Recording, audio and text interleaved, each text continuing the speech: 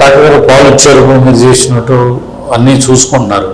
కొంతమంది పిల్లలు నిద్రలోనో నిద్ర మధ్యలోనో లేకపోతే అటు ఇటు తిరుగుతున్నప్పుడు తరచు తుమ్ముతుంటారు, ఎక్కిళ్ళు వస్తుంటాయి. కొంతమందికి అసలు ఎక్కిళ్ళు ఆగే పిల్లలకి కంగారు పడిపోతుంటారు, ఏం జరిగిందో, ఏమైనా అడ్డం పడిందా ఏంటి అనేది చూస్తుంటారు. ఇలాంటప్పుడు ఏమన్నా మెడిసిన్స్ ఉంటాయా, లేకపోతే ఎందుకు వాళ్ళు ఎక్కిళ్ళు రావడానికి గల కారణాలు? సాధారణంగా మీరు అన్నట్టు న్యూ బోర్న్ బేబీస్ లో కంప్లైంట్ ఇస్తూ ఉంటారండి, అర్థంగా తుమ్ముతున్నారు, ఎక్కిళ్ళు వస్తున్నాయని. సో ఈ ఎక్కిళ్ళు తుమ్ములు అనేది న్యూ బోర్న్ పీరియడ్ లో కామన్ అండి, ఓకేనా.